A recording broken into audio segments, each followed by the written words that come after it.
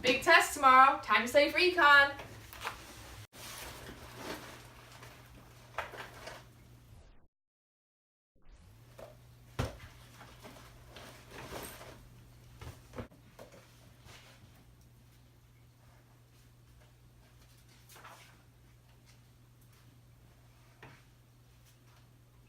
One eternity later. Go.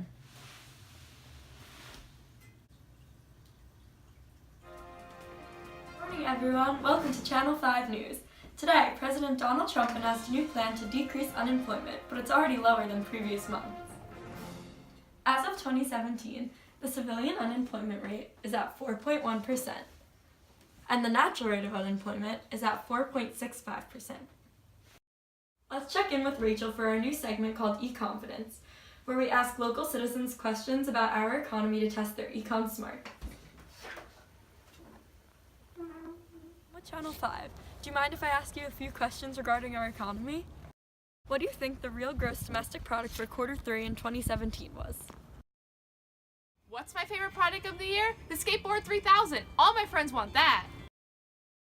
Okay, well actually, the seasonally adjusted annual rate of real GDP for quarter 3 of 2017 is $17,170 billions of change $2009.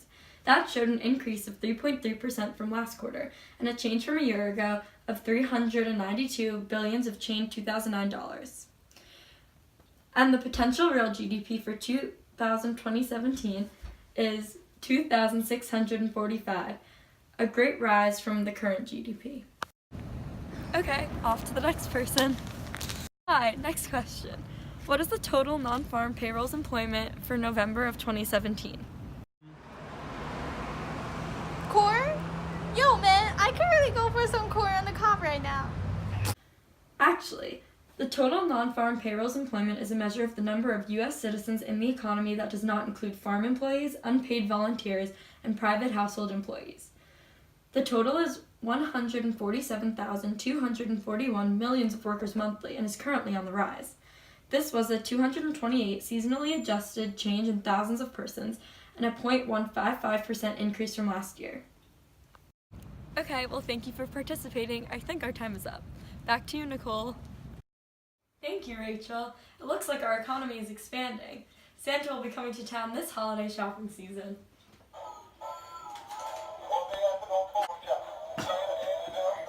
In fact, we have just received news that the effective federal funds rate is currently at 1.16% as of November 2017. This means that all the bankers better get their loans while the interest rates are still low. Let's continue with our E-Confidence segment as Kim goes on a Skype call with Janet Yellen all the way from the Federal Reserve Bank of New York.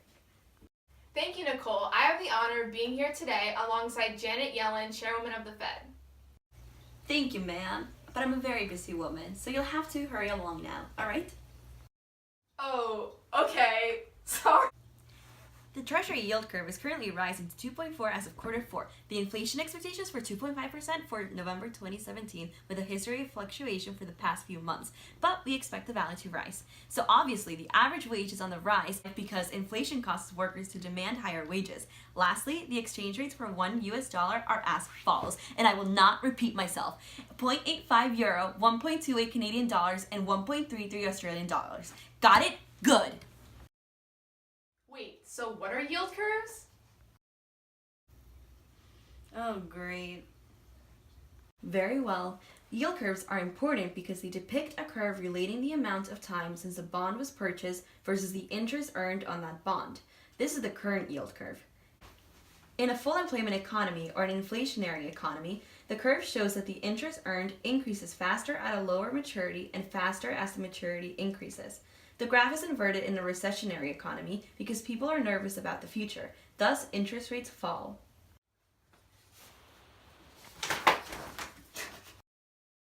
Go. The core consumer price index as of October 2017 is 253.428, which is currently on the rise as it showed a 1.8% increase from last quarter.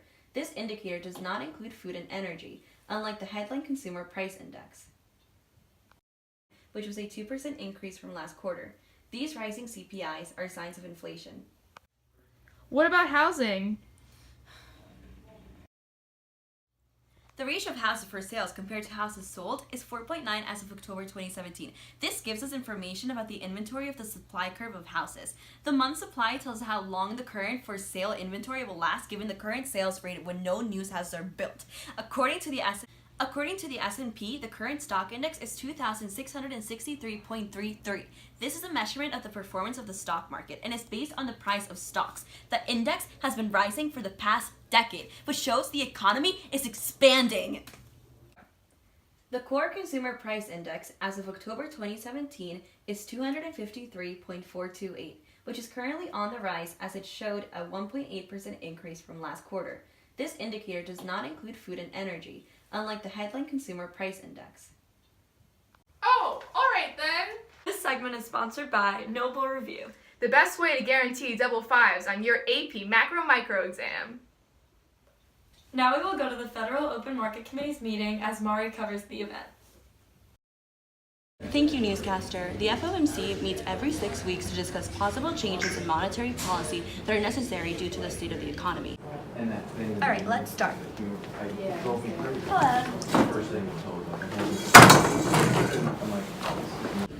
Sir, although there are certainly many great things occurring in our economy today, such as a relative maximum in real GDP and relative minimum in civilian unemployment, U.S. citizens are concerned about the rising of both core and headline consumer price index. Should people be worried about the state of our economy?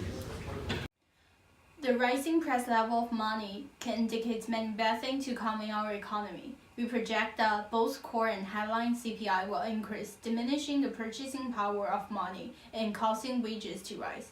We also project the increase in interest rate due to high inflation. However, given current conditions, real GDP will expected to rise and the civilian and natural unemployment rates are expected to fall. This indicates that AD is expected to rise and our economy is in its expansionary phase. These conditions can be illustrated by this graph. The aggregate demand curve is shifting.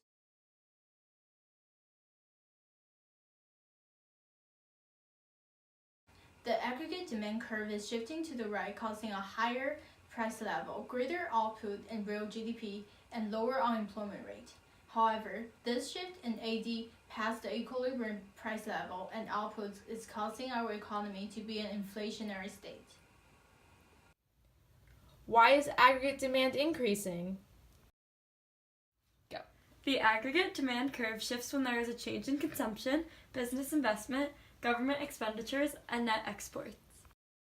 What policies will be implemented to combat this inflation?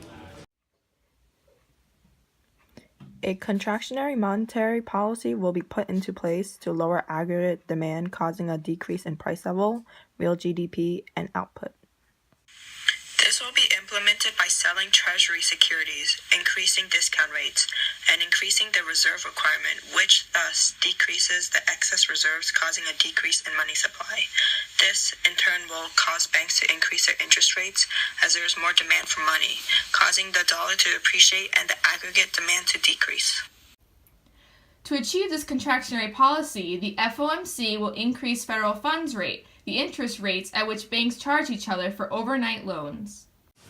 Thank you very much for your time. Back to you, newscaster. That's all the time we have today. Thanks for watching. See you next time.